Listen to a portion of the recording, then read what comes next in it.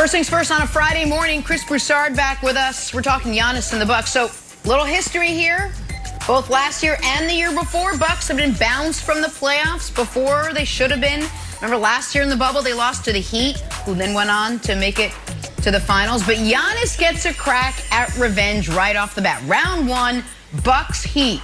So will Milwaukee's run be any different than years past? Giannis was asked that yesterday. Take a listen. I don't know if this year is going to be different, team. I'm not going to lie to you. I didn't say that. It might be the same. Who knows? It might. We'll see. The results going to talk for themselves at the end. But at the end of the day, is that don't get too high, don't get too low. I feel like last year, probably because of the bubble, wasn't able to get away from basketball, like losing the game and just going to the hotel and seeing the players that just beat you. You got too low about yourself, and then you listen to the media, what the media has to say, and they say, oh, they're terrible, and you kind of take it too hard, and you're like, oh man, are we terrible? So and then when you win a game, oh, they're so great. Oh yeah, we're so great. Yeah, we're gonna win the whole thing. Don't get too high, don't get too low. Just go out there, do what you do, compete. Because at the end of the day, we're not gonna win 16 games straight, and hopefully we don't lose 4 games straight. The reporter that asked that question literally hit the jackpot with about 37 sound bites. What an interesting comment. Chris Broussard, what is your reaction to Giannis saying he doesn't know if, quote, this year is going to be different? Well, it will be terrible if they lose this series. I'll tell you that much. But this was just Giannis being Giannis. I don't look at this as, oh, wow, he's not confident. He's unsure of himself. He's unsure of his team. I think Giannis was just being transparent and being honest, which he typically is. So I don't read too much into this quote. Look, this is going to be a tough series. This is going to be a very good series. I wouldn't be surprised at all if Miami beats them. I've deliberated about this as far as who I want to pick. I'm going with Milwaukee in 7. I think it's going to be hard fought, but I think the Bucks are a different team than they were a year ago for several reasons. One, their personnel is different. Adding Drew Holiday or replacing Eric Bledsoe with Drew Holiday is big. And then they also, of course, brought in P.J. Tucker. Drew Holiday presents problems for the defense that Bledsoe just didn't. Holiday shot 39% from 3 this year. Bledsoe 34% last year. So the Bucks are a better three-point shooting team. Last year they were mediocre from behind the arc. This year, they are elite from behind the arc, which is going to make it tougher for Miami when they build that wall against Giannis because he's kicking it out to better, more accurate shooters. The other reason it'll be tougher for them to wall off Giannis, or there's a couple more, this year they had him in the mid-post more in Milwaukee. He's taking more mid-range jump shots than ever. And so it's not just going to be him coming from the top of the key trying to go downhill against that wall. Then they put a guy in the dunker spot now, which is on the baseline near the rim. So when Giannis drives, if they wall him off, he can dump it off to the guy at the dunker spot. So those are some ways they're going to be able to combat what Miami does defensively against Giannis. Not that it won't be effective at all, but it won't be as effective as last year, I don't believe. And Miami was a great three-point shooting team last year, second in the league. This year, middle of the pack. Tyler Hero and some of these guys that played great in the bubble have not been the same this season. So for those reasons, I'm going with Milwaukee, but I think it's a tough series. I think it's a tough series. I think it's Milwaukee in 6. But I want to talk about Giannis's words and then Milwaukee's actions.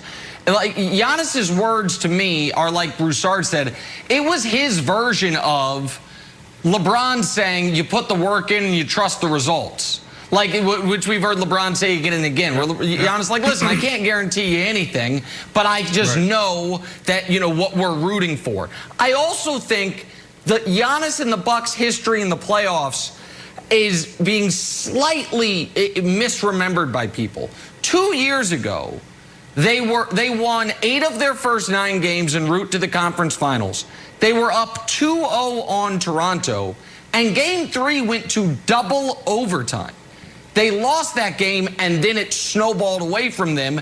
Also, in the moment, that looked bad, but now that we know Toronto won the title, it doesn't look quite as bad. Now, obviously, last year's series against Miami was horrifying on all accounts, but also, Miami ended up being a little better than people thought. They make the finals. They end up going 6 with the Lakers, even though they deal with the injuries. But Wilds, here's why I believe in Milwaukee.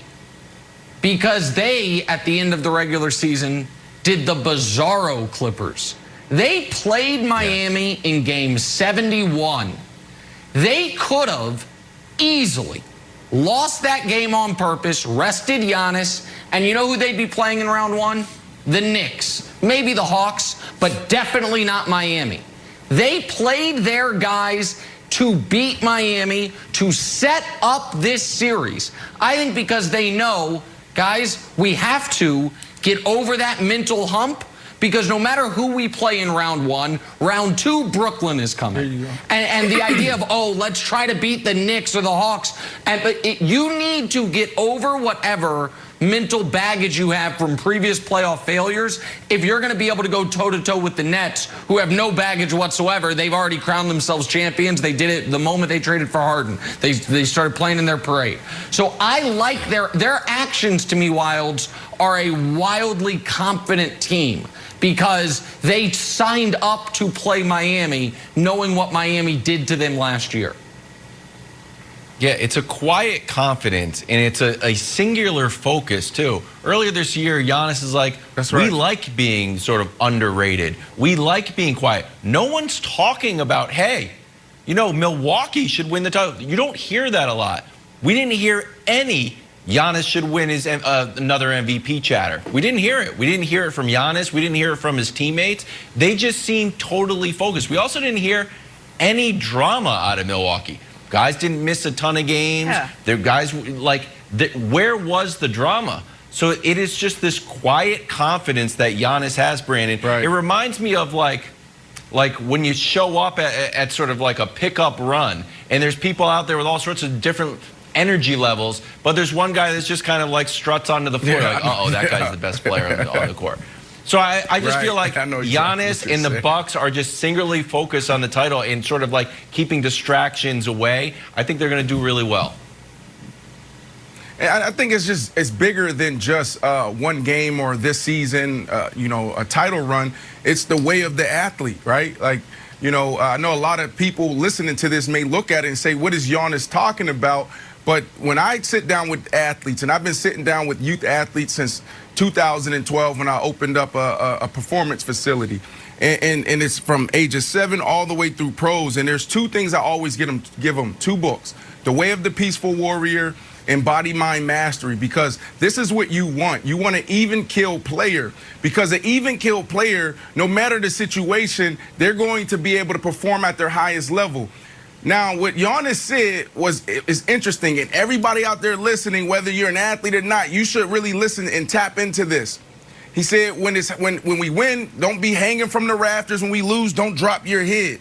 We saw LeBron James do that in this play-in game against the Warriors. You didn't see LeBron James smile. You saw LeBron James hit a 34-footer, and he didn't even smile. He just looked at it. He said, my eye, my eye, my eye. Most players in that moment, they're running, they're jumping on the scores table.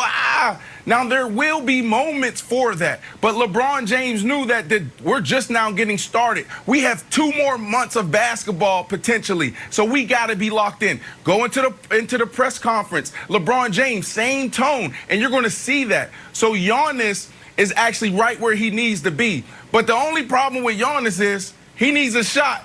That's what we need. We need a shot. Mentally, his mindset is right. That's why he's a great player.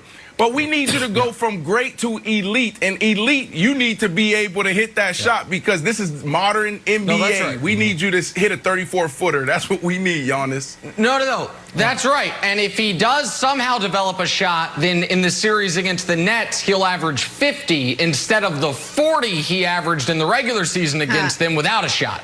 So, like, I agree, a shot would be good, but without the shot, he averaged a humble 40 per game. And I do think for Giannis, playoff failure against the Raptors, Kawhi, at the time, one of the best defenders in the league. Last year against the Heat, you have Bam, maybe the best defender in the league, certainly on the short list. If they get through Miami, I understand Broussard and Brandon be picking the Nets in that series. Nobody on the net, Giannis is going to feel like, oh my God, I'm finally free a bit. Like I can actually, I can do what I do. Now maybe the Nets can outscore him, but the toughest defense he's going to play, at least early, Miami's would be tough, Philly would be tough. Nick, the Nets would be a nice question? little oasis for him. Yeah, go ahead. Real quick. So are you picking the Bucks because of defense? Is that what it is? Is that what it's coming down to? It's just defense? Yes. I think defense, and I think Drew Holiday's a massive upgrade for them from last year. And I do like, if they would have ducked the Heat, I wouldn't be confident in them. The fact that they went out of their way to play the team that beat them tells me they believe in themselves in a way a lot of teams don't, Jenna. Some of those teams being the Clippers, of course. Back talking tonight's playing game. Can Steph and the Warriors get the win, remain a serious playoff threat? We'll have that for you next. First things first.